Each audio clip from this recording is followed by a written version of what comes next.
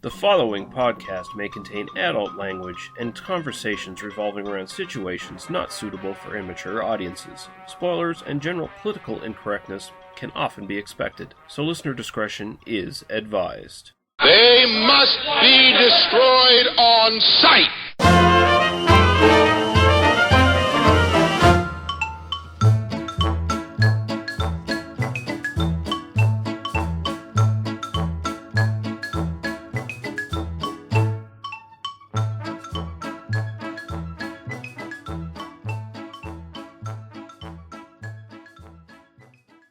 All right, and we're back for another episode of They Must Be Destroyed on Sight, a movie podcast, and I'm joined by my co-host, Daniel Harper. How are you doing, sir? I'm enjoying this Christmas podcast. Yeah, we're on Christmas. I definitely have to give a special thanks to my co-hosts for taking up some of their valuable Christmas time to actually podcast tonight, so it's very much appreciated. And we have a special guest this time around. We have the Beerzerker, who is a beer tubing friend of mine, and he was excited to actually talk about Zardoz, the movie we're going to be covering tonight. So we brought him on. So how are you doing, sir? Oh, good. Glad to be here. Right on. Feeling good. Feeling good. Hold on. Did you watch the film or did you fast forward through it? I watched it twice. Awesome. That's like twice as well as that's like way more than twice as well as Paul usually does. So let's just shit can Paul. How does that sound? Yeah. Paul, I love you. I'm just joking. All right, so yeah, we're definitely going to be talking about some Sean Connery and red diapers later on. But before we do that, we definitely have a couple of comments we need to get to. Just two very brief ones. Greg made a comment. He said, "Sorry for the lack of comments, but Fallout 4 has been taking up all my free time, and I haven't had much time to watch any other movies you are discussing." Well, that's understandable, Greg, and fuck you, by the way, because I still don't have an Xbox One or Fallout 4, so you're a bitch. That's all I have to say about that.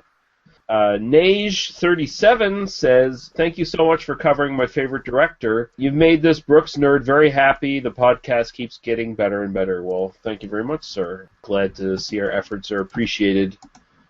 And we had a lot of fun doing the Mel Brooks episode, so... We should definitely do more Mel Brooks. I would love to do like Blazing Saddles and Young Frankenstein would be an episode I'd love to do. Yeah, that's something we'll put into the back burner and get to. Definitely in 2016. Okay, so that was it for comments. I think we can get right into what we've been watching lately, and I'll throw it to you first, Daniel, if I know you have a bunch of things you want to talk about, so go ahead. Sure, I'll try to keep it brief. I've been listening to, I mentioned this on the podcast before, I've been listening to the City of the Dead podcast. A couple of friends of mine do that, and it's an awesome podcast, and that's a... podcasts where they're doing every Amicus film in order. So I'm basically, and they do that once a month. I'm a few months behind, but I'm pretty much caught up with them now. So basically, I'm watching all of them in order. And the first one I watched was a movie called It's Trad Dad. These first two are not quite official Amicus films. Mm-hmm. They were kind of films made by the producers of Amicus before there was official Amicus. Yeah. It's Trad Dad is a film. It's about the traditional jazz scene in 1962. So it's basically that. Basically, it's a film about the English pop music scene right before the Beatles showed up. And on that level, it's actually kind of fascinating. It's very much a concert film, and it could be really, really boring and kind of stupid, except that it's actually directed by Richard Lester, who would go on to direct a couple of the Beatles films, including A Hard Day's Night, and would direct 1.5 of the Christopher Reeve Superman film. He was kind of the guy who took over for Richard Donner for Superman 2 when and it's funny, it breaks the fourth wall a lot. It's a film that's really built on the kind of comedic styles of the early 60s British stuff. It kind of feels very Monty Python-esque in a way. I mean, there's a scene where there's this ticket taker who doesn't want to let the kids in, so they kind of connive a scheme to get them in, and then like after he lets them in, the one of the leads, the male lead, turns to camera and just says, "Can we get a pie at this guy, please?" And then a pie just hits him from off camera, which is it's that kind of film. It's really clever and innovative, and it's worth your time. It's findable among the various ways that you can find these sorts of things, and if it wasn't for the really nice direction and Helen Shapiro. She was a pop music star in the 60s in Britain, and she's like 16 years old or something in this film,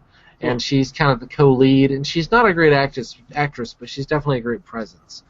So it's definitely it's worth a watch. It's like 85 minutes long. It's worth your time. It's a lot of fun. The second film I watched was a complete rip-off of It's Trad Dad by the same people, and it didn't have Richard Lester directing it, and it didn't have anyone intelligent or charming. It's called Just for Fun, and it wasn't a lot of fun at all. It was actually I actually cut that off after 30 minutes. I was like, I'm done with this. It's very, very, very dull, and I feel bad because I actually had to message one of the co-hosts of the City of the Dead podcast in order to get a copy of it because I couldn't find a copy, and she sent me a link to it and found it for me, and then I felt bad for not watching it, but even she said this is terrible.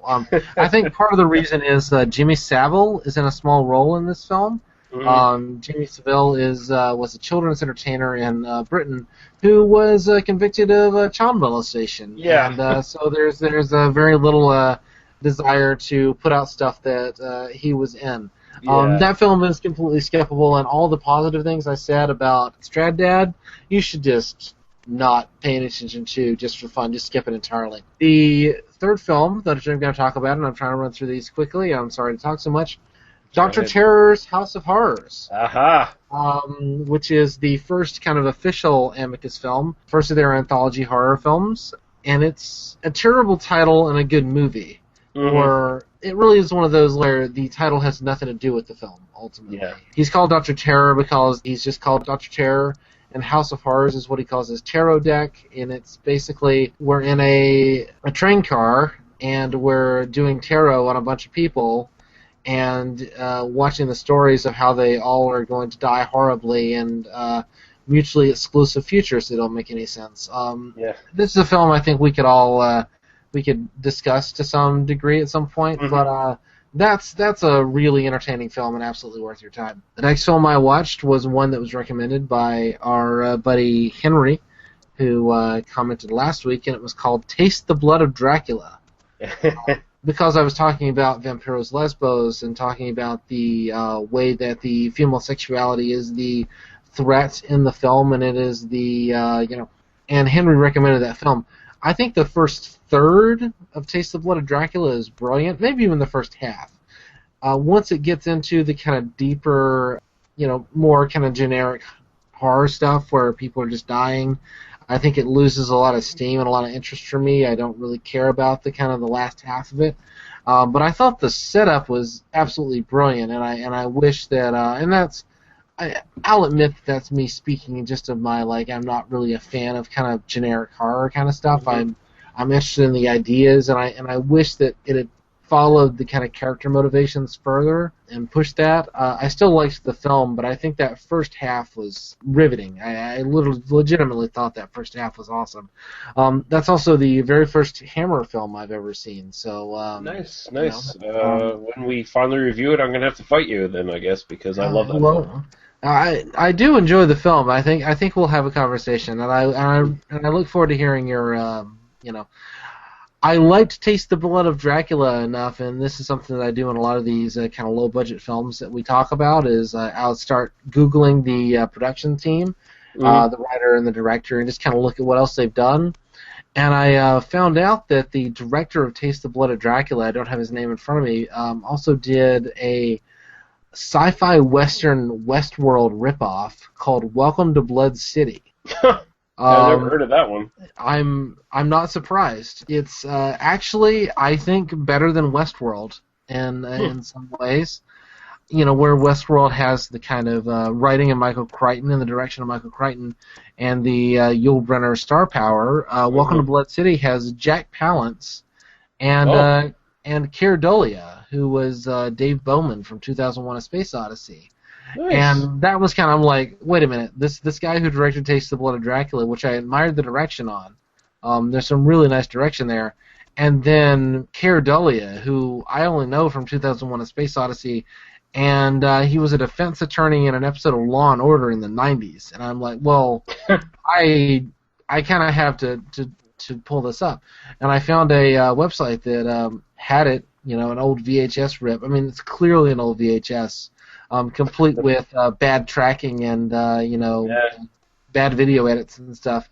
Pan and scan, but I got to watch it, and it's fairly interesting. It's kind of called. I googled it. Some of the very first time that virtual reality was used in a film, and it's basically these 5 people wake up in the middle of nowhere in these kind of sci-fi slave, jumpsuits sort of things. And they don't remember anywhere where they are. They have a piece of paper in their pocket that says how many people they've killed. And they all know, and it turns out they're all killers. And then they end up at this town, and it turns out to be a western town where the only way you can become a citizen is by killing somebody in a fair fight. It's a lot of kind of generic sci-fi western action stuff. It's not a great film. It kind of ends in a kind of thematically limp way. It doesn't really have the courage of its convictions in some ways. It's an interesting film. It's worth checking out. It's worth 90 minutes of your time if you're a fan of Westworld and want to see what one of the ripoffs look like. And I do think it's not as fun a film as Westworld, but I think it's more interesting than Westworld, which is a little bit again thematically and concept limp. So welcome to Blood City. Also, if you're listening to this podcast, stop listening right now and go Google this film and just look at the poster and look at the font selection on this poster. It's worth a look. So all right. Interesting. I have to check that out myself. Because Blood is in the kind of 70s, early 80s, like a alarm clock, like a digital alarm clock. Oh, really? Yeah, and so it's very much it's trying to push that combination Western with near future sci-fi. Look at how hip we are to technology and computers in 1977, and that's kind of what that film is. Nice. It's not very good, but it's probably worth checking out. And Jack Palance is really good in it, and Keir Dullea is very good in it. Cool. Yeah. Hugh, anything you watched in the last little while you want to talk about? Saw the Ridiculous Six Adam Sandler film. What did you think of that? I liked it. You did? If you like Little Nicky and Mr. Deeds, it's kind of like fusion but it's like a Western kind of thing. And kind of like Zohan, because it's kind of CGI'd a bit to the ridiculous realm for some gags and shit like that. But I thought it was pretty funny. I was kind of blown away by a few of the jokes that got me off guard. Adam Sandler is typically over the top. I used to listen to the comedy album, in high school. We all listened to that, and we're always kind of blown away by that. And this is just kind of to the next level where it's kind of still shocking me, I guess, in this film a little bit. So, interesting. I was kind of pleased with that one. And then I watched Star Crash. You sent me a link for Star Crash. I watched that one. And that one was, I love the dialogue. It was like old movie lingo mixed with old gangster talk from the 30s or some shit almost. It was really weird the way the shit that they said, and it was pretty kind of over the top too. And then I watched a really weird, crappy movie on vacation of a Patrick Swayze movie called Black Dog, where he was a trucker that basically. I've seen that. Yeah. It was pretty way back when in the 90s. Yeah. Yeah, it was dumb. But it was. I watched it anyway. Somehow I sat through it and watched him murder tons of villains with this semi-truck, and it was good. Can we go back to Star Crash? Because can we just talk about Carolyn Monroe and the leather bikini thing? No? I mean that is the main attraction to Star Crash is Carolyn Monroe looking really fucking good at every scene she's in. Yeah, and the robot Texan sheriff. That's the for me that's the surreal element that really drives that film far above any level it deserves, is the fact that somebody thought that was a good idea and they put it in a movie. And then what's his name? Christopher Plummer basically taking a paycheck. Yeah. No. It's a much better film than it deserves any credit for being. That's kind of where we land on that. And of course, I think we mentioned before, but it's Luigi Cozzi or whatever his name is, who did Contamination. Same director, and who he is a big sci-fi nerd, so he was right on board for doing that film. So yeah. I mean, it's very clearly kind of a low-budget combination of something like Star Wars and Barbarella. Mm-hmm. You know, like it very much is. It very much comes out of that. And there's like this some nice stop motion stuff where you know clearly it's like kind of like inspired by Ray Harryhausen. Like for a kind of low budget Star Wars ripoff, it's one of the better ones. Once you understand, oh, this is made on a budget of $4, it's not a terrible film at all. You just have to kind of accept its genre to some degree. It's worth 90 minutes of your time. Yeah, definitely. Earlier this week, a bunch of Oscar screeners basically got leaked on the internet. So these are the films that are given to everyone who's going to vote on the Oscars. I think it's been leaked to some producer or something in some movie company, basically leaked these. But you had like Leo DiCaprio's new movie, Revenant, I think was leaked, and a couple other ones. But the big one is The Hateful Eight was leaked. And I watched the leaked version on Putlocker. I'm not afraid to admit it because I'm fucking buying the fucking film, so it's not like I'm stealing it. I'm going to see that on the biggest screen I can possibly find that on. And it's a Tarantino film. I will see that on the big screen. And I fucking envy you because this is shot in 70mm. Just the amount of shit you see on the screen is fucking amazing. Like, he goes all out with the 70mm.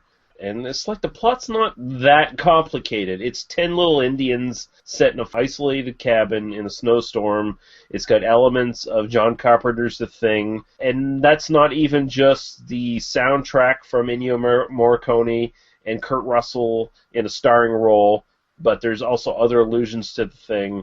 It is so well done, I'm not quite sure if I'm convinced it's his best film. It's definitely probably his most outrageous one. I think here Quentin Tarantino is explicitly going after his critics because the violence, when it gets to it eventually, because this is his longest movie ever, there's two different cuts. One is about 2 hours and 40 minutes, and the other one is 3 hours with like an intermission put in or some shit. But I watched the 2 hours, 40-minute one, basically. The violence is more of what you saw in Django, just like super bloody, super violent. Every character in this, they're not good people. Like, they're all disgusting, criminal, kind of ne'er-do-wells. Although you still end up rooting for some of them anyways. The dialogue is fucking fantastic. Essentially, he's basically hitting all the marks of his biggest criticisms, like, the movie's too long, the movie has too much talking, the movie is too violent, Samuel L. Jackson says the word nigger 8,000 fucking times. Like, if this movie serves any purpose, it's to make Spike Lee's head fucking explode, and I totally applaud that. Well, like, if that happens. All I have to say, Armand White came out against this film, therefore it's a brilliant film. Like that's you know, there was a piece I found and I didn't know it was by him, and I just kind of clicked on it. It was in my like Facebook recommended feed or whatever, and it was all about the use of gay terminology and gay slang and gay culture in Hateful Eight. And I'm sitting there and I'm like, I haven't seen the film. I don't know, like how is Tarantino using this and etc. And I'm reading it and I'm like, that sounds like an interesting criticism. And then I scrolled back up and I saw, oh, it's by Armand White. Therefore, I don't take that seriously. I mean, I'm going to definitely watch the film and be interested in that element of it. I'm going to be paying attention to it. But it's also like, well, it's by Armand White, and therefore Armand White is a fucking idiot. I mean, he's not. He's actually a really brilliant, incisive critic. He's a contrarian. I think it's useful having that perspective out there. But at the same time, it's like, I don't care. I don't care what you have to say, Armand White. You know why? Because it's not even that you're a contrarian.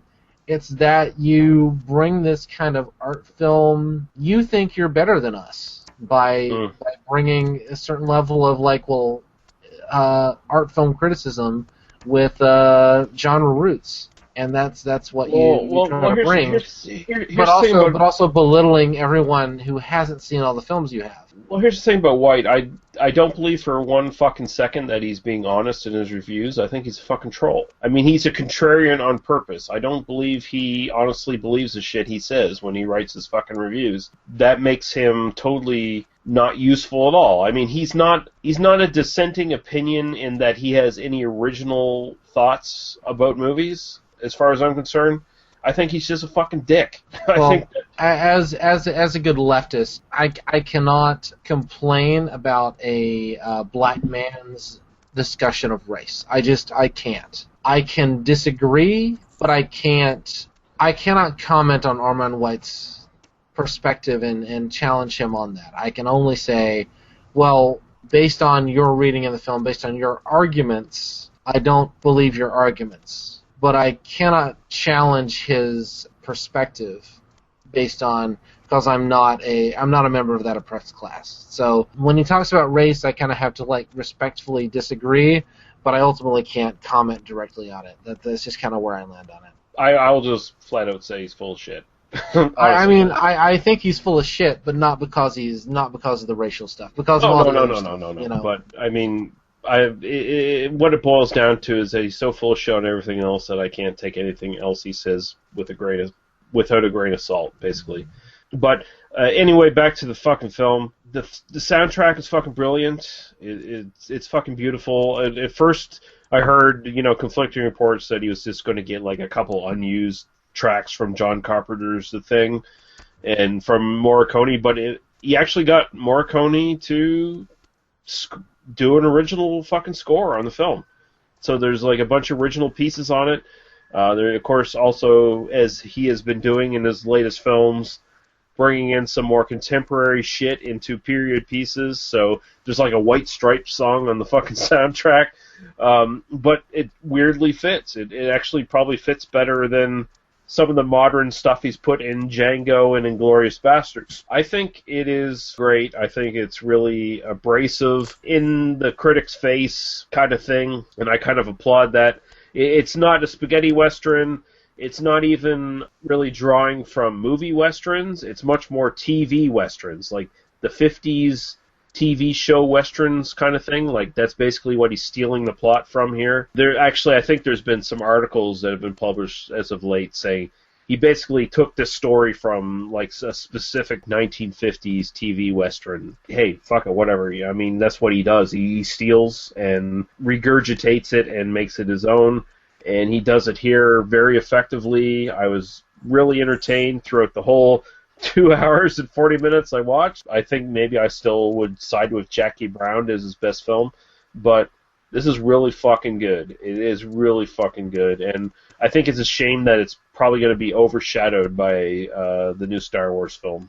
To date, I haven't seen Hateful Eight. I'm hopefully going to see that soon. I love Jackie Brown. I watched that recently. I still think probably Inglourious Basterds would be my pick for his best film. I do love Django Unchained, and then Jackie Brown would probably be third after that. But that's a really close bet. But I think Inglourious is still I would call his best film, which I did watch the first 20 minutes of just because I needed a palate cleanser after some of the other films I watched and went, oh, let's watch 20 minutes of Inglourious Basterds. So yeah, cool. All right, we can jump right into Zardoz now from 1974.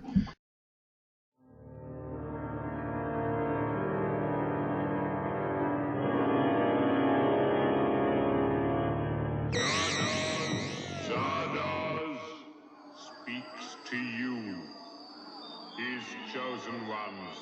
The gun is good.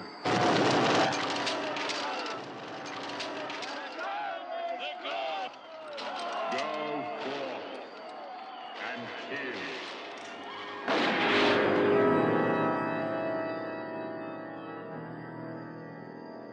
Came here in the stone head.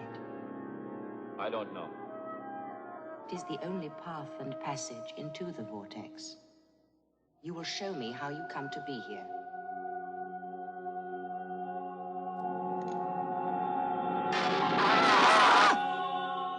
Tell me everything. My name is Zed. For Zardoz, I am an exterminator.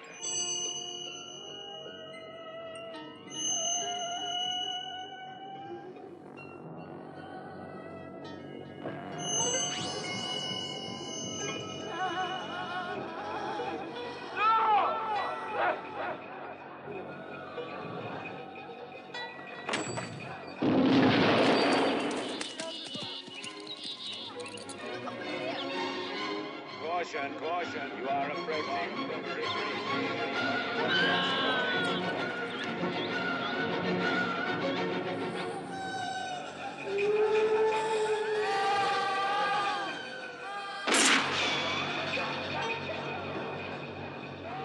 Look into the ring.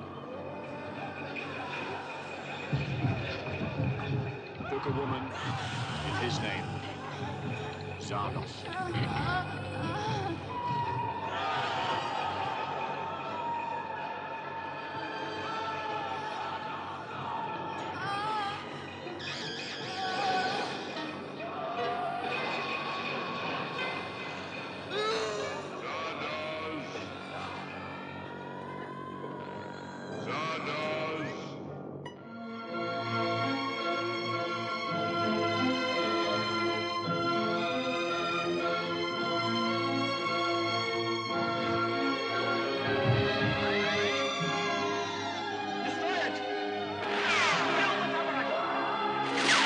Is indestructible and everlasting.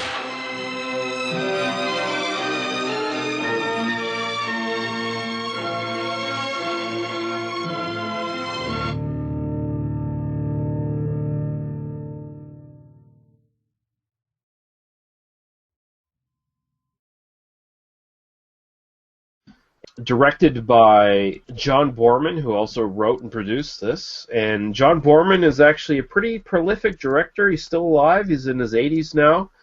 He did some pretty seminal films in his day. Some people might recall Deliverance being one of them. Excalibur, Point Blank with Lee Marvin, which is one of my personal favorites. Hell in the Pacific, and he's done a bunch of other stuff as well. Very diverse director.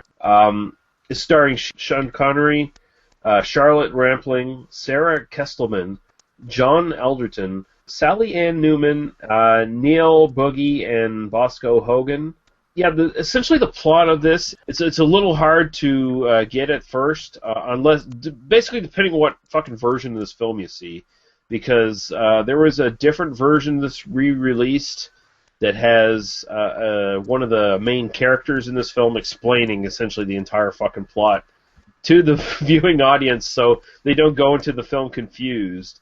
But it's essentially a post-apocalyptic film to a certain degree, but it's sort of a slow apocalypse. It's like the end result of the eventual decline of humanity. The sort of scientific, rich, ruling class of humanity got together at one point and decided to connect themselves to this computer to better themselves, make themselves immortal, to preserve all of humanity's knowledge. And when they did this, they effectively isolated themselves from the rest of humanity and basically let the rest of humanity regress into barbarism. You basically come into the future. It's I believe the year is 2239 or something like that. 2293. 93. Okay. So pretty much exactly 220 years after this film is made.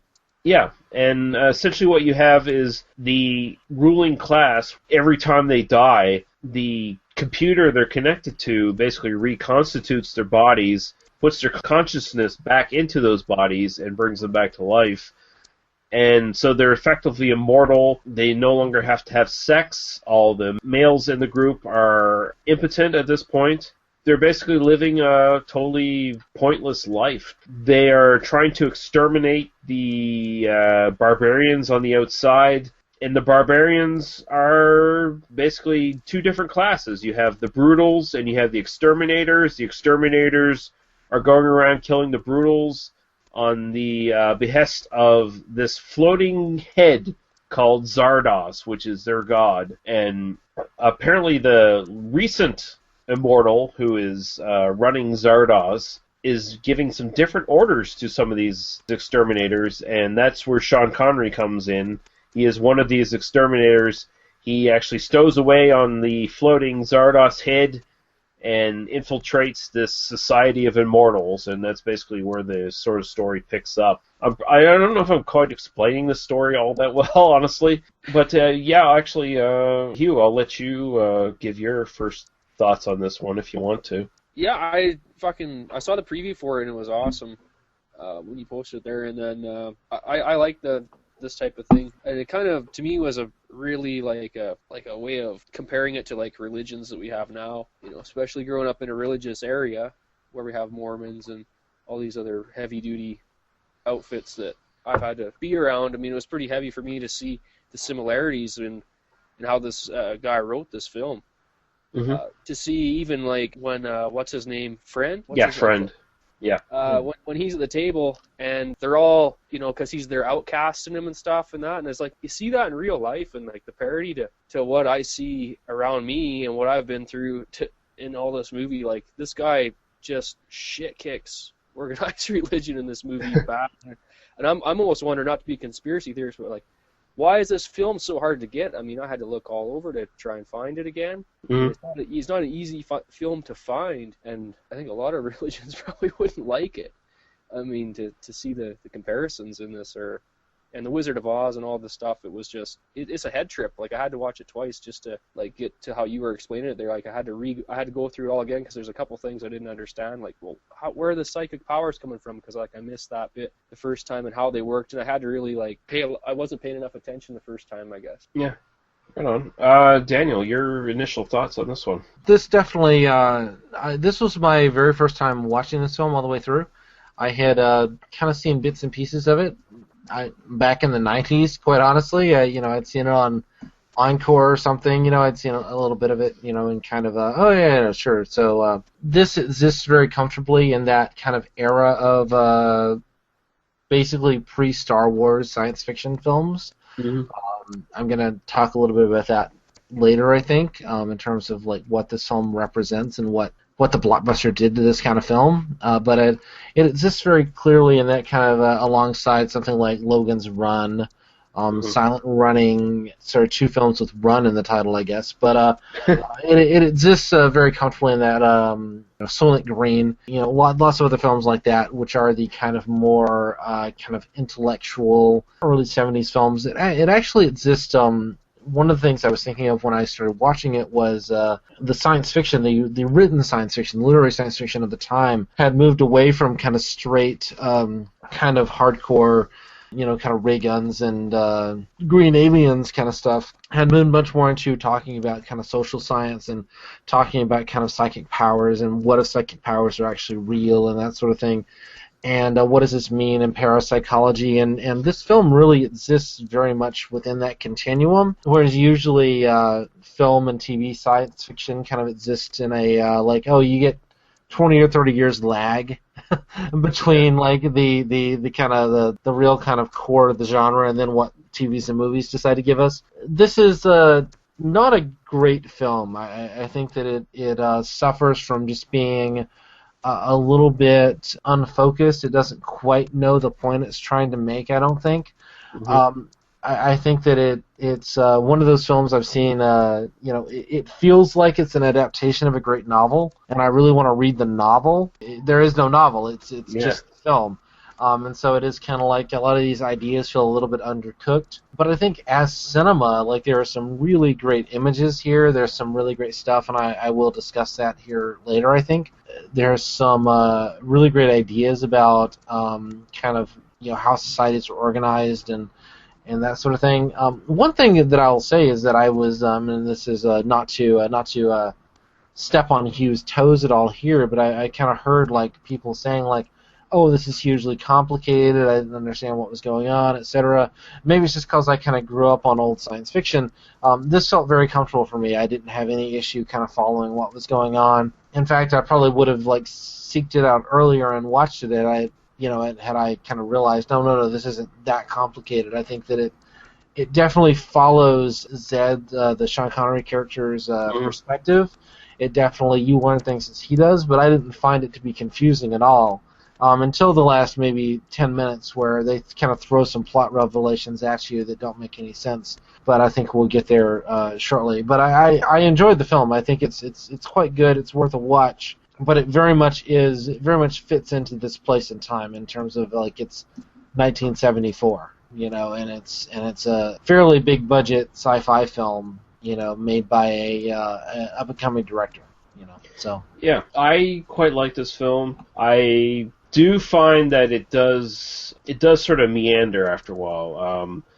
And I personally, I do kind of like feel like it does feel confusing in parts, just because maybe more of editing than anything else. Like, it sort of jumps around a little bit here and there. But I think, for the most part, it's pretty obvious what's going on in the film, because even without the tacked-on explanation at the beginning of what's going on, it kind of spells out what's going on, like, fairly early in the film. But essentially what it is like, Sean Connery's character, he's one of the exterminators, stows away on Zardoz, the floating head, goes to this place called the Vortex, which is sort of this isolated community for these immortal Eternals. He becomes a curiosity to all these immortals, like, because basically they basically are living this stagnant life with no real excitement or anything interesting going on. A lot of them end up killing themselves all the time, only to be reconstituted. The crimes in this community are thought crimes purely. Like, there's no other real crimes in the community, but anyone who has like a dissenting thought is suddenly a criminal and put on trial. The actual sentence for being convicted of a crime in this community is to be aged a few years, depending on your crime. And if you're aged too much, you end up becoming senile and put in this renegade community of all these old, eccentric, crazy people who are all dressed up like 1930s people. They're all at a dance. They're all at a 30s or 40s USO dance. It's some weird imagery, and I do have some things to say about that. So it's kind of interesting. Like, you basically find out that Zed, his infiltration into this community is not exactly by accident or by even maybe his own desire. There are some machinations going on in the background. Zardoz, who is also Arthur Frayne, he's basically has been experimenting with the Brutals outside of the community. He's been engaging in some eugenics because he wants to die. This is the thing. These Eternals can't die, and he basically wants to destroy the society he's existing in. And the best way he can figure to do it is in secret, by basically breeding a mutant version of the Brutals outside, who will eventually infiltrate the society and destroy it. So there's some interesting stuff going on in this. Although it's not done as well as it could be, like you said, Daniel, it kind of falls apart in its second half. I find it to be one of the more highly original kind of like just sci-fi movies from its era. Like, there's actually a lot more stuff going on in this film to a certain degree than you'll find in like Soylent Green and Silent Running. It reminded me of a lot of the fiction of a writer called named Samuel R. Delany, who is actually a queer. He's a gay man who was married to a lesbian for a long time. Most people will call him either bisexual or queer. I'm just going to call him queer. But a black man who was starting in the late 60s. He was first published when he was 19 years old. Wrote a bunch of novels and who wrote creative writing and science fiction for a long time in academia. He's a brilliant writer. I've read several of his novels, and I would highly recommend you just basically look up Samuel R. Delany and pick up any novel you can find and read it. He's a fascinating writer. Just I haven't read everything he's written, but I've read a good chunk of it. This reminded me a lot of him, kind of the dumbed down version of his writing, quite honestly. But in a lot of ways, it reminded me as someone trying to do a Samuel R. Delany novel, but in a kind of a fairly big budget cinematic version. Sorry, I just wanted to bring up Samuel R. Delany's name like 5 times in a sentence. So I right on. Hugh, you brought up these sort of religious sort of overtones you were getting from this, and I think you make a good point there. Like there is a scene like the character Friend is this sort of, and all the males in this Eternal society are sort of effete, androgynous, sort of castrated eunuchs almost to some degree. Friend is essentially kind of a rebel voice in this. Like he's almost like Oscar Wilde in the Victorian era to some degree. Like kind of exact sort of counterpart. And he is basically ousted and made a renegade because eventually they sort of get tired of his rebellion. Do you have any more thoughts on that, like to expanding on that? Like, because there's definitely a sort of a message of conformity in this. Like, their society has become so conformist that any sort of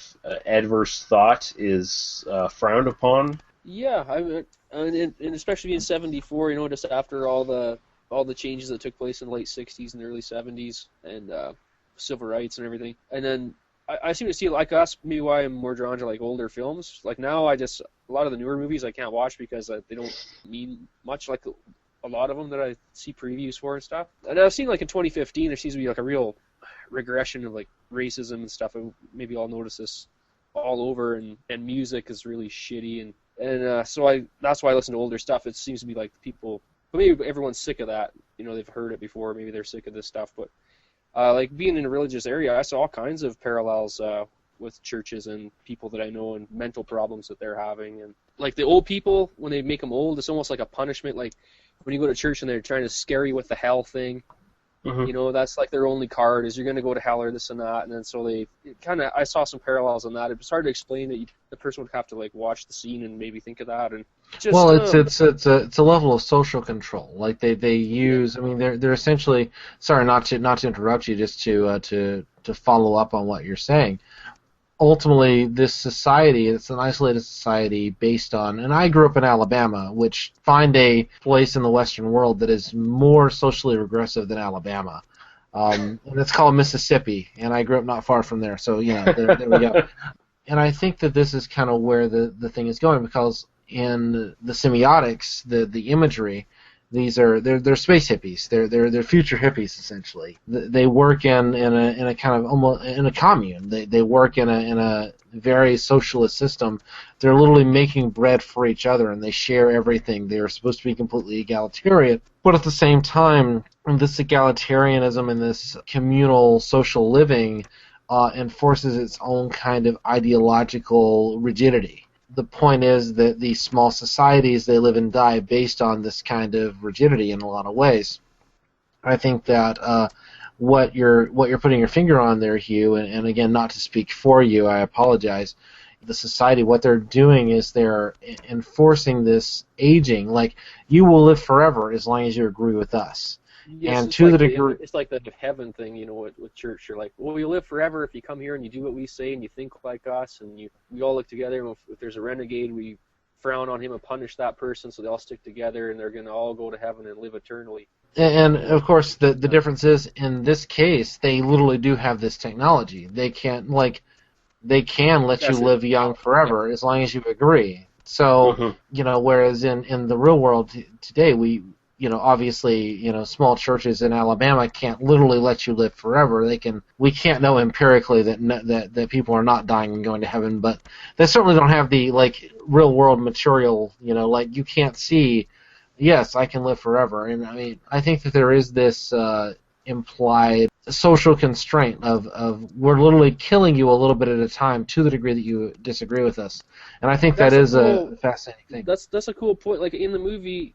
Like, because they do have the actual physical immortality as, like, with people we see now, they'll do anything because they want that, but these people have it, and now we find that they don't want it.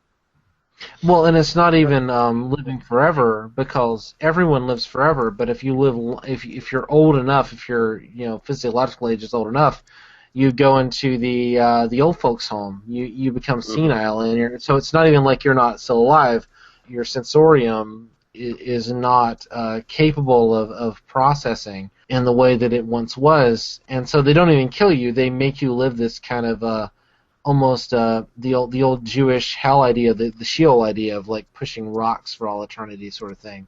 Yeah, there's a conflict there because yes, they're all effectively immortal, and their lives, although they still have physical lives, they have to eat bread to.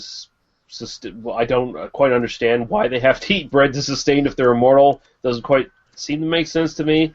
Essentially, that's what they're doing. If they can't age, but I mean, they don't get into the details of how this works. I mean, you know. Essentially, they're physically immortal. They can go on forever. They don't age at all. The tabernacle, which is the central computer, sees to that. But the thing is, a lot of them want to die. Like, they want to cease to exist. They want oblivion at this point because they've been alive for so long. But at the same time, they're conflicted because the ultimate punishment for them is to end up living in senility, where they no longer have total control of their minds like they do if they're actually in the actual society, where there are no barriers. Like, they have total and complete control of their minds. Friend's conflict comes into being where he doesn't want to be part of the group mind anymore, where he wants to think for himself, and he ends up becoming a renegade because of it, being ostracized from the community. So essentially, the thing is, Zardoz, Arthur Frayne, like I said, he's been engaging in eugenics with these brutals. Zed is a mutant who is genetically superior to, although he is mortal, he's genetically superior to the people inside the actual society, and he becomes a threat to that society. To some degree, he's kind of complacently in on the plan, but he's also a pawn. Eventually, he's sort of pushed to taking revenge on this society of immortals because he kind of sees through Zardoz's falsehood and his lies, which sort of spins back to the Wizard of Oz book, where he basically sees, oh wait, Zardoz is the wizard. He's lying to everybody. He's kind of angry about that. Well, we get a lot of kind of twists at the end in terms of some stuff that is very subtly portrayed, almost to the point where you could easily miss it on a first or second watch. But at first you think Zed has kind of freed these people of his own will. He's defeated everybody, and then he's told by Zardoz, by Frayne, no, you haven't. I had planned this from the beginning. And then Zed says, well, no, I looked in the mind of the thing that was really manipulating you. And so ultimately all of this is done by the Tabernacle. The Tabernacle wants to die. A lot of these ideas, and again, these are really big ideas that I really wish had been explored to a lot more degree. It just seems like they try to just cram it in too short of a film. That's where I got confused, is like they don't show you like the mind crystals and stuff to explain the psychic powers until the movie's almost over. So it makes the beginning of the movie a little more confusing for me. I think there was a sense in the early 70s that psychic powers would end up being a thing that actually existed, and they were kind of like using this. At least among, like the idea that they're using crystals, like really plays into like energy crystals and kind of new age philosophies and that kind of stuff. And you just have to kind of accept that this film comes out of that, and where they're just kind of assuming that, oh, if you have crystals and you're using mind power, then you can just control people and do these sorts of things. I think that's kind of where this film comes from, that kind of assumption that the future will be a combination of like computer technology and atomic power and mind control, like just telepathic powers. Back to the Arthur Frayne thing, the way they did that character up was a bit weak for me. Yeah. Even like the mascara goatee and stuff, and then they kind of used him later on. They could have like put a little more effort into the Arthur Frayne guy, and he was kind of one of the more cheesy actors and stuff. And I think part of that was maybe the point of the film as well, is like to make him more of a flim-flam kind of man to some degree. Like a snake oil salesman sort of. Yeah. I think maybe they were trying to like hit you over the head with that. I also noticed like Sean Connery seemed to looked like he did his own stunt there when he went down that hill pretty good. Yeah. And I was kind of like, hey, that looked like that was him. Like, that wasn't a bad stunt. That was a little... Yeah, I'm pretty sure he did, because this was like one of his big tries to get out of his James Bond image. Like, this was, I believe, after his second go as James Bond at that point. He did a couple James Bond films and then dropped out for His Majesty's Secret Service, and then he came back for Diamonds Are Forever and maybe another one, I can't remember. But yeah, he was trying to like shake his James Bond kind of appearance. He didn't look any less like James Bond than he did in this film, because he had the handlebar mustache and the red diaper and nothing else basically going on. I feel like there's a so many people talk about the costume. You look at a still from this and you go, oh, the red diaper, and it looks ridiculous, and I get that, but it's also like this was 1974. Mm. Everybody looked ridiculous in 1974, and this is an attempt at least to portray this future society, and this is something I'm actually going to talk about costuming, where everybody kind of wears these robes, these kind of hippie robes in the society, in the vortex, until you go to be a renegade, and then suddenly there are tuxedos they just give you, it's just like a thing. They just give you a tuxedo and you wander around and dance.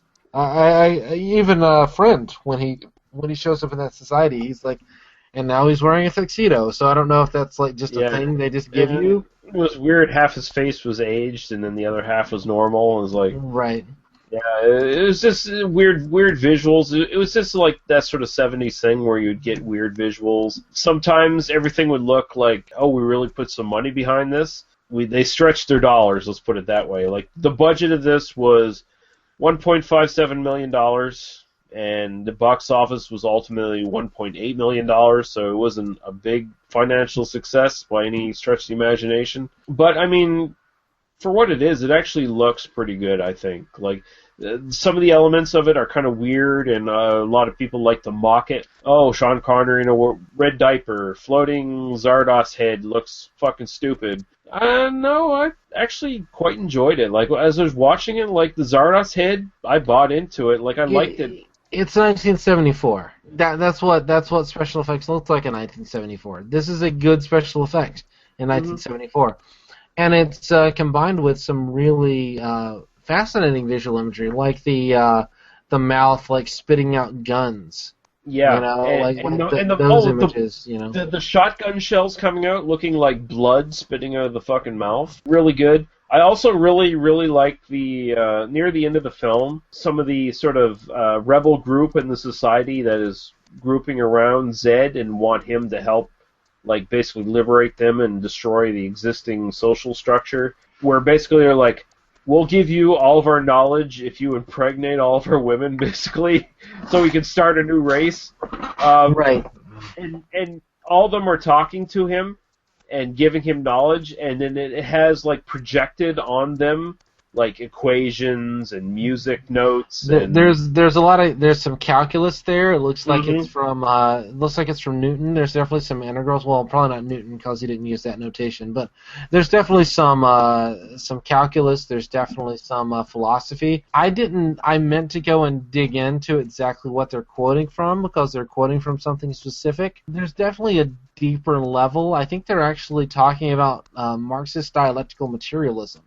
And I think they're actually quoting from Marx in some of those sequences. So the actual content means something, and I didn't get a chance to go and dig into that. But the acquired knowledge that they give him changes him directly. And man, there's so much depth to this film in a lot of ways in terms of those kinds of ideas. Like, simmering beneath the surface level of, the red diaper, there's a deeper level of, just kind of cinematic interest, and then buried beneath that is this level of there's actually some thematic stuff, some more almost academic stuff going on, which I think would be worth digging at some point. I should mention a couple things I noticed in here. I don't know if you guys noticed this or not, but I think this movie actually kind of predicted dumb internet speak to a certain degree. If you see where, and this is really cool. I was watching this as holy fuck, where he gets that holographic ring, and he basically starts interacting with the Tabernacle computer. It's that's a search engine. He's basically talking to a holographic Google. Mm-hmm. So it's this predicted search engine. It's Ask Jeeves, but it's Ask the Hippie, Yeah, it predicted Ask search. Flower. That's what it's called. Ask Flower. Yeah, it's a flower. It's for decoration. Basically, this movie predicts fucking search engines and inside of computers. It predicts dumbing down of speech because everything ends with a Z if you look at the text that's projected. and it's like dumbed down and the words are shortened, so it's like dumb internet fucking speak. To some degree, you could probably argue it kind of predicts the Matrix to some extent because everyone's connected to the computer. There's a little bit of that in there, but I'm sure like a lot of other stories and movies that probably did that beforehand. But I thought that was an old idea even then. Yeah, no. Yeah, but it was really cool just to see that stuff. It was just surprising. I didn't actually expect it from the film, you know. Even after watching it like a couple of times beforehand and then rewatching it the last 2 times in the last week or so. Okay, I never picked that up before, but now that I have the references of those films. You got to keep in mind, this is Boorman's follow-up to Deliverance. So he made Deliverance, and that was a huge financial success, and they said, you can make whatever you want, and he decided to make this. Yeah. Which was, he was trying to make a Lord of the Rings picture. Yeah. And basically he couldn't get the funding, like it was going to be way too expensive. And so he said, well, I'm going to make something in this kind of weird alternate world, and this is kind of what he ended up making. On that level, I mean, it's a very personal project. There are some problems with this, and I do have some thoughts about the use of sexuality in this film. I could definitely talk about that if you're interested in that at all, you know. But you want to go on about the erection scene? Well, that and the apathetics, I think. First of all, Zed is very concretely portrayed in this film as a rapist. I mean, a murderer and a rapist, which kind of hard to have a rapist hero. Like, let's just admit that, you know. He's not even ginger, so you know, it's clearly you know, the sequences of that, and once we learn who he is and what he's able to do, you kind of say, well, he was manipulating the computer and showing them what he wanted them to see, and maybe that wasn't a real memory. So, but it, certainly we're presented with this almost Planet of the Apes style, like he's a savage who's you know, violent and angry, brought into this higher kind of Eloi society, the Morlocks and the Eloi, this higher society. Man, I'm just thinking about the visuals and how much some of the visuals just really represent other films. But he comes in, he's violent, you know, he has this history of sexual and emotional violence. And then basically they say every man here is impotent. No one can get an erection except for you. And then they deliberately connect violence with sexual arousal, which, if you view that as this society having their own form of pseudoscience and their own form of, you know, we kind of believe this, we have this cultural belief, and then we've kind of inflicted this on everybody sort of thing, you can sort of buy it, but at the same time it's like, wow, that's a weird thing to say, that like the erection only comes from violence. That's something that's really hard, you know. I think that goes back to the religious part, though. I mean, like, they tell you that kind of shit. Like, they'll tell people all kinds of weird shit. You know, if you watch pornography, you'll become a violent pervert. You know, and all this weird shit. And I hear that all the time with Mormons and shit. They'll tell you all kinds of weird shit, and they'll tell their people weird shit too. If you drink beer, you're gonna be a hooligan and you're gonna be violent and this, and you know, and they tell people that in these more cult type churches. I think Hugh makes a good point there. I think that's what they were kind of striving for, that this society had become so isolated and basically inbred to a certain degree that that sort of weird pseudo-science mythological kind of thing had become prevalent in their own thinking in their own society, right? You see, in cults love to use scientific quotes and statistics to say, oh, look at this science, this proves that, and then they take what they want and they discard what they don't want. Like, they're not going to come and start bragging about the theory of evolution in the church service, but they'll take, oh, well, this study said that drinking beer makes you violent, and we don't like, you know, because they're trying to push their ideals, right? Mm-hmm. Well, that's ideologues of any stripe, really. You know, kind of. I mean, the mark of truly scientific rational thinking is intersubjectivity, where you know, we take a variety of viewpoints of various people from different backgrounds and different lines of evidence, and we all come at one conclusion.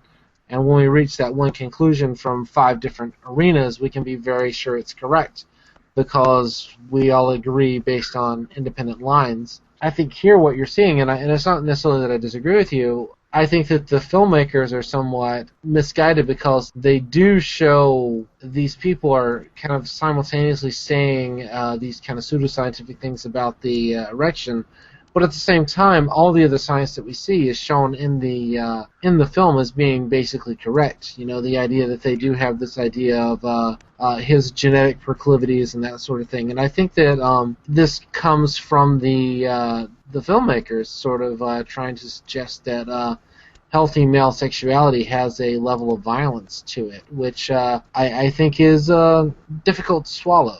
You know, in a way. You know? Yeah, I don't know if I agree with that. Yeah, because in the end, like he got an erection from that girl that he ended up marrying, essentially in the end through non-violent means, and she's the one who turned him on, not the weird mud wrestling and the weird shit, and they're showing him. Yeah, I think this boils down again to the fact that the film maybe doesn't put all of its ideas together quite succinctly. Like, I don't think everything connects too well, so it kind of maybe leaves it too open-ended sometimes, where you can kind of see where like some ideas don't fully form. I think everyone can get their own ideas, can draw their own parallels, because it is kind of more artsy and vague, and through your own personal experiences, you might notice something that you saw somewhere else, you know, that other people might not pick up on or something. Yeah, we're definitely meant to the apathetics. Let's talk about the apathetics for a second. Mm-hmm. You know, who are absolutely portrayed as being infected by this idea of not caring anymore. They eat the bread that they need, and but they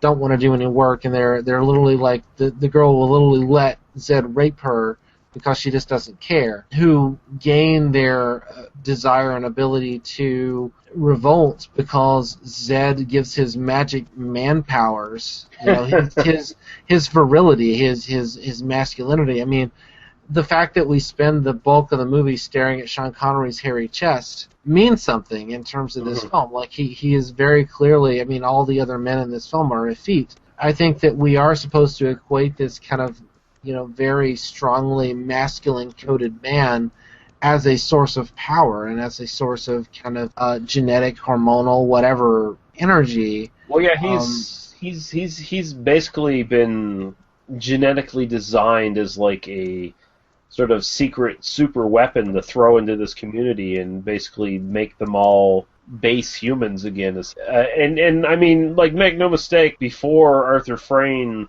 started educating him and stuff, he was a murderer and a rapist. I mean, that was his character before. And indoctrinated murderer and rapist. Like, he was part of like, they worshipped, even the people that were getting killed worshipped Zardoz in the clips you see, because he's the one who brought what they needed, and he could float because he's a magician, so that's a pretty big trick. Like, even the people that they were killing would all get down and they'd all worship Zardoz, who was spitting guns at them. But I think that one thing I noticed from reading a lot of religious doctrine, so the Bible or whatever, they're always against the natural man. And that's why they're always against, you know, they're trying to tell you that don't pay attention to your sexual desires, you're going to do this. And essentially the church controls sex for these people. You know, for society, like for especially older society, if you go back, like, let's say 60 to 100 years, had a huge control over sex and that. So, I mean, but to see when those people that are totally numb and can't, you know, just whatever, the apathetics or whatever they are, and they see this guy who can do shit and think for himself and stuff, I mean, then they're still like, hey, maybe there's something to this, you know? It doesn't come across the way I think they were trying to portray it. I think it was trying to be more symbolic than how it maybe came across. I think it just generally comes across as, oh, Sean Connery, man, and he's going to cure everything. I think it was trying to maybe be a more symbolic. Let's not forget that the women dominated the society, and they weren't all that fucking peachy either. Oh no, absolutely. You know? the fact that I feel like the message we get, at least again visually, the filmmakers had an idea for the film, and then they kind of got lost in some of the some metaphorical anchoring, which is something I've been thinking about a bit lately, about how metaphor gets lost. You know, the fact that they kind of designed this society as matriarchal, and the fact that the men in the society are not only less important than the women in a lot of ways, but are portrayed as very, very effete. They're very kind of small and weak and that sort of thing, and then bringing on someone like Sean Connery as the true mutant man who is stronger than anyone in the society has you do get this certain like, well, what they really needed was a deep dicking. You know what I mean? Like there is this very clear like visual message you get, regardless of what the filmmakers intended. And I think what I'm trying to put my finger on is this idea of like, regardless of it's kind of hard to say what the filmmakers intended, unless we kind of dig into interviews and stuff and kind of say what they wanted. But the film they made, I think, absolutely says like what this society needed was a really nice deep dicking from a hairy man, which as a hairy man, I'm completely in favor of. I'm very much a fan of this. You know, I do think that it does kind of lose some of its thoughtfulness when it makes those kind of points, and that's I'm not trying to belittle the film or the religious reading. I think that but I do think that it's trying to make a more complex point about not necessarily religion, but about any kind of authoritarian society in general, because the society is so much like very obviously future hippies. They're very obviously hippies. But the hippies are really controlled by this computer that they built, and so they're controlled by this thing that they've allowed to control them. And so it's hard to kind of pull a real concrete political message out of the film as a whole, and I think it is because the message is muddled. Despite the fact that I think it's a good film, I think it works as a film. I think that trying to pull politics out of it, at least on a first viewing for me, is difficult.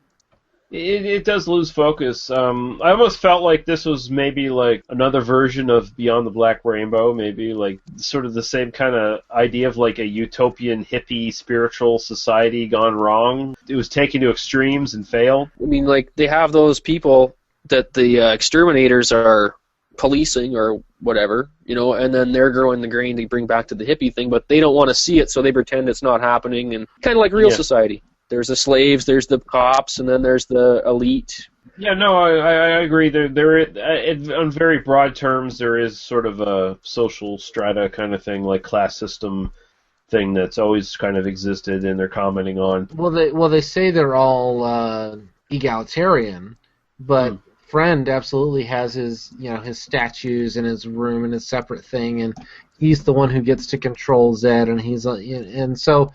You do get this sense of, some of them are more equal than others, sort of idea. Friend. Orwell, Yeah, Friend is essentially a gay man in Victorian England, essentially, kind of thing. Like he's like Oscar Wilde, kind of the contrarian to the social mores of the time or whatever. Well, and he's only accepted up to a point. Yeah, I mean, every society needs its sand in its gears, just a little bit. And, I say this as someone who thinks we have way too much sand in our gears to a certain degree, in that there are a lot of reactionary assholes who would, stand in the way of progress. And I'd like to get rid of some sand. But there is a sense of, in this case, you do have this society of hippies who are holding down free thought at their own expense. And I don't know. I really want to dig into the ideology of this a little bit more. I didn't have the time to really dig into this to the degree that I wanted to. I don't know how I feel about some of this, and I think I need to revisit it in the future. It's so weird. We got a lot of. I was going to say, we got a lot of Hutterites out here, and they're communal people, and I visit them. I have Hutterite friends, and I go out there, and we have beer, and I go into their society, and I visit them. I go into their houses, and I talk to lots of them, and they definitely, they're like, we're outsiders. You're allowed in if you're friend. You can go talk to these people. You can do business with them, but they definitely have really weird rules, and they enforce them just for the sake of having rules. Sometimes it seems like. They'll argue that point, but at the end of the day, they're extremely indoctrinated. In fact, they go to church every day, and Friday is their thing because they don't want to have the same religious holiday as the regular Christians. They are Anabaptists. They're a branch off the Amish, the Mennonites, and the Hutterites all split, and they all got kicked out of Europe, like out of Russia and stuff. And then they're in North Dakota, and we got them in Montana and in here, a large amount, and they're very successful farmers. They're very money driven, but each citizen makes about, like, each person in the colony only makes a very small amount of money. Like, they do not have their own money. They make a very minuscule, like, they don't pay taxes. They make such little money, and it's a really, like, to actually go into an actual society like that, to think that they're not indoctrinated, like that you can't have a utopian hippie society or something like that. From what I've seen, from the one I'm around, there's definitely control involved. We go to church every day. I mean, like, that's pretty extreme. Like, that's super. I'm not saying it always has to be that way, but that's my example of seeing, like, one that actually functions and works in the real world and is very successful, is very religious and very indoctrinated and very full. It's very successful, but it's also very oppressive to the individual. Yeah. What you run into with a lot of these sects and a lot of these cults, I don't like that word, but what you run into is they have a high barrier of entry, where, you have to go to church every day, you have to have certain rituals, you have to maintain certain standards, because what they're trying to do is they're trying to get people who will obey without thought. Once you've sunk enough energy into this community and once you've joined, you maintain it and then enforce maintenance among other people, specifically so that so essentially it is like exploiting a certain thing of psychology. I think, I mean, in the case of this film, what we get is a picture of a society where there were people who basically separated themselves because they are the elites from the mass population, just to maintain their own standard of living in the face of kind of ecological disaster. We don't get a real sense of kind of what happened, but you can imagine. I mean, it's the early 70s. It's an ecological or a nuclear or whatever kind of disaster. They separate themselves out. They build this computer that's going to take care of them, and then they intentionally delete from their memories the memory of how to defeat the computer. But then once they've done that, they no longer have control of their own destiny. And you kind of get the sense, or I kind of get the sense, that they intended to kind of go off and do their intellectual pursuits and just kind of pursue that. But then once they were stuck in this world and they didn't have a way out of it, they needed a way to eat, they didn't have food, and so then suddenly they had to mill their own grain and all that sort of thing, and it becomes a much more complex social arrangement. Like, essentially they become trapped by their own society. I think most of the people in this society, in this, would like the fact that they're there, I mean, in terms of their creature comforts, but would reject the idea that they why they had to do that, sort of thing. So I don't know. Again, kind of goes into that. There's a lot more kind of complex social arrangement going on beneath the surface. Yeah, a couple more points on this one for trivia's sake. When they were originally filming this, the government initially refused to allow the production team to import guns for the movie. Because this was shot in Ireland, and at the time the IRA was in full effect, but eventually they relented. And so you got the multitude of guns coming out of Zardoz's floating head. Which is such an amazing image. I mean, I was although they gave him a lot of guns and no ammo, so there's that. Well, it was mostly shotgun shells from what I could see, and a lot of those guns weren't shotguns, so. So I don't know where Zed's pistol rounds came from, but apparently. Well, he had them on his those on his bandoliers or whatever. But he fires a lot of rounds. Like, I mean, he's Sean Connery. He can make bullets out of air. Let's face facts. He just shits rounds. I get that. He's Sean Connery. It's fine. He shits rounds and then he goes home and fucks the prom queen. That's what he does. The penis is evil, except when you jerk off and then rounds come out of your dick. Zardoz tells you the gun is good. The penis is evil. The penis spews seed. And also, can I just say that, like, we know that the men in this society are impotent. No one ever said whether or not the women can get aroused or not, and I think that is a patriarchal assumption.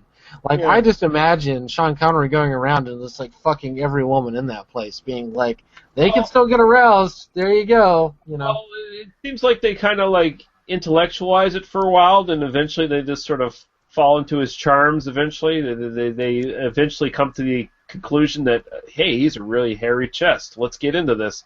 Because he eventually ends up with Consuela, and actually that's an interesting scene at the end there where they do the sort of Charlotte Rampling, who was amazing. Yeah, Charlotte Rampling. They do the time delay thing where eventually they grow old and die, and then you see the cave paintings on the actual cave, and it's like a new start to human society, where essentially they're the sort of symbolic cavemen, or even symbolic Adam and Eve of like a new dawn for humanity almost, which is kind of cool. Like I think it's a good bookend to the film, honestly. Like for all the muddled shit in the final act, I think it actually makes a pretty good point at the end. But yeah, John Boorman, the director, was actually in a cameo in this film. He's one of the guys Zed shoots in the fucking head when they're running in front of them in the horses.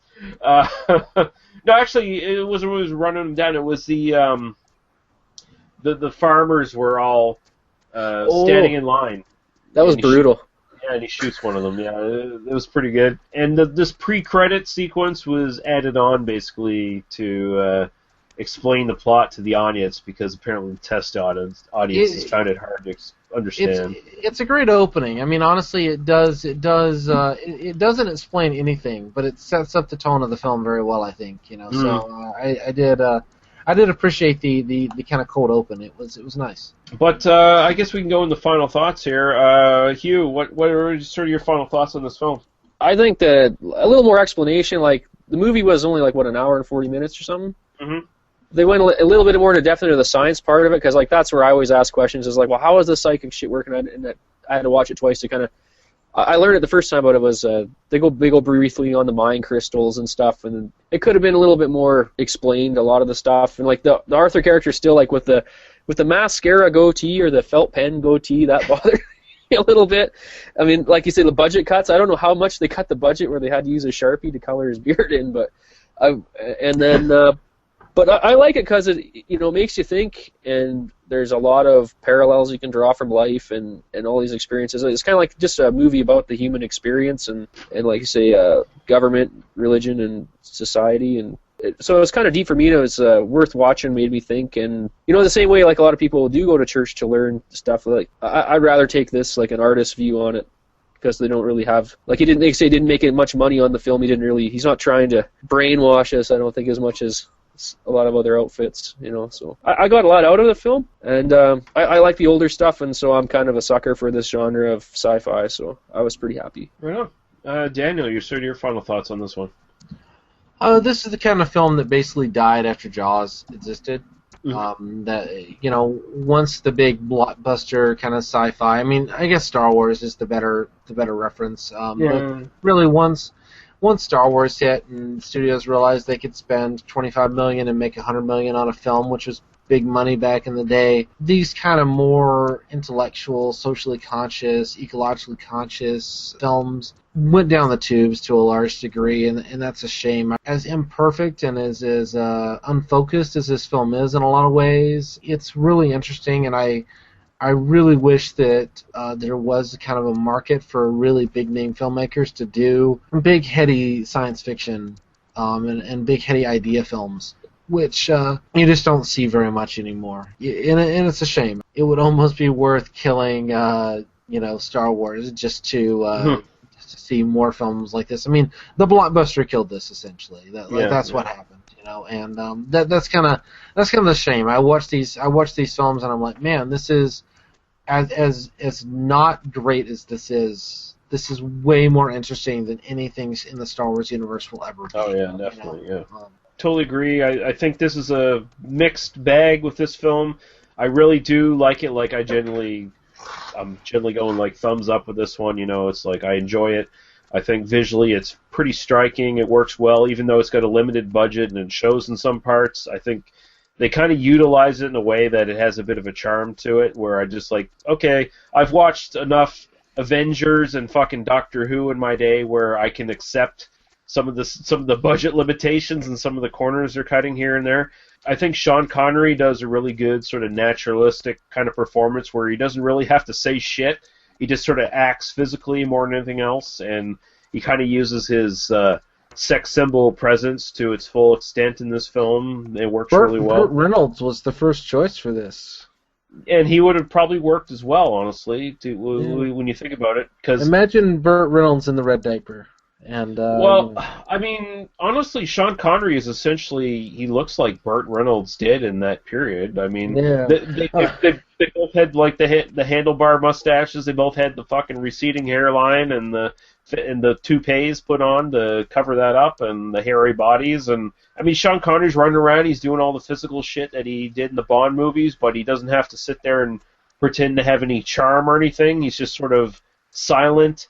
And part of that is actually his character as well, where he's kind of suckering in these immortals and not letting on that he's intelligent as he really is. And I think his performance works really well. I like the performances around him. I think there's good supporting actors in this.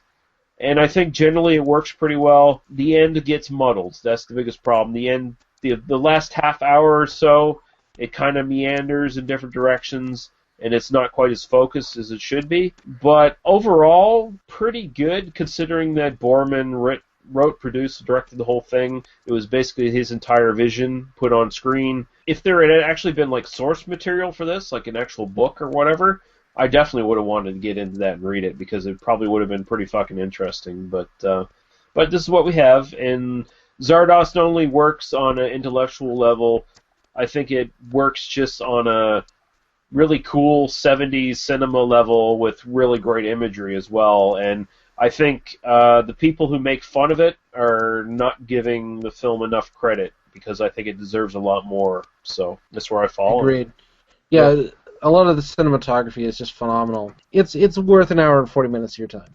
Mm-hmm. And you can find it through illicit sources, of course, Putlocker and torrents and stuff. There is a Blu-ray out on it from Twilight Film, I believe. Arrow Film in the UK also has a version, but of course you need a either all-region player or a B-region player to watch that one. I don't think Arrow has released it as Region 1, even though they are doing some Region 1 releases now. But yeah, you can definitely find it. But like Hugh said earlier, it is somewhat of a hard film to find. It's a little hard to get to. It's kind of obscure. It's sort of like one of those gems that has kind of been rediscovered as of late. I'm definitely going to put a link. Hugh linked something earlier on YouTube to me. There's this cute little fake video game intro that someone did for Zardoz, where it makes it all 8-bit or whatever. So I'm gonna link to that. Thank you for that, Hugh. That was pretty amusing. There is a theme music here. The guy who did the score implemented like parts of Beethoven's Opus 92 into it as well, and there's this weird little thing on YouTube. I'm just gonna, from the soundtrack basically, that I'm gonna stick into the ending of this. And we'll go to you, Hugh, first. Where can people find you on the interwebs? Beerzerker 80 YouTube channel, but if you type in most beers and then just Beerzerker after, it'll come up, because it's Beerzerker with a Z. And I do that homebrew, and the odd weird thing, I actually have a movie that me and my buddies made back in like 01 or 02 that I'm going to try and get up and maybe get into more of that. It's on my cousin's camera, so we're going to try. I got to get an adapter and get that short film, which is a pretty big head trip, up hopefully sometime in the new year here. Nice. And where can we find you, Daniel, on the interwebs? If you want to listen to me and my wife talk about stuff from the 70s, particularly by British people, we have a Doctor Who podcast. We do classic and new series. We actually just put up an episode because we decided to do it. We did the season 1 of Jessica Jones. And to our podcast, we're building an audience slowly but surely, and I'm really proud of the work we're doing. But check us out. It's at Oi Spaceman. That's OI Spaceman, all one word, .libsyn.com. Or if you Google Oi Spaceman, you pretty much find us immediately. Or Oi Spaceman Podcast, you pretty much find us immediately. So check us out. We're on iTunes and Facebook and all that sort of thing. So check us out. I'll say, Hugh, appreciate you coming on. We'll definitely have you on again if we find some movie we want to do together. It was fun having you on. Again, I'll reiterate, like last time, we are now on iTunes. So if any of you guys have the old iTunes and you want to go find us on iTunes and maybe give our podcast a 5-star rating and a glowing review or a scathing criticism, as long as you give us 5 stars. I don't give a fuck what you say in the actual text message, but do that, because that'll help us grow an audience and have more people to send us nasty messages and comments, and that'll always be welcome. Thank you, gentlemen, for joining me, and we're going to jump out. The next episode is going to be, hopefully we'll get Paul back, and at least Daniel and I will be here, and we are going to go through our top films we watched in 2015, and that should be a lot of fun. We'll have, I think, a lot of stuff to discuss on that episode, and until then, we're fucking off, so thanks, guys. Goodbye. Cheers. Yeah. Zardoz has spoken.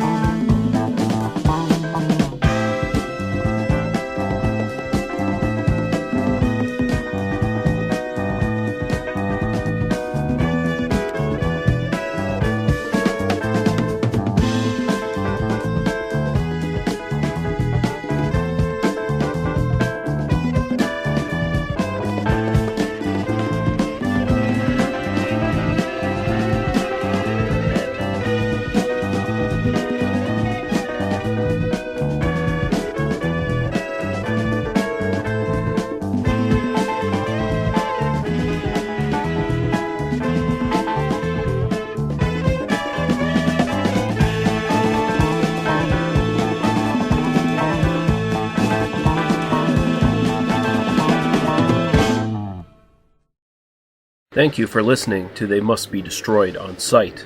For our other episodes, links to Daniel, Paul, and Lee's other stuff, and links to some great podcasts of similar interest, visit us at tmbdos.podbean.com. There you can leave us comments on the site or directly email us. We listen and respond to everything. Thank you. Drive through.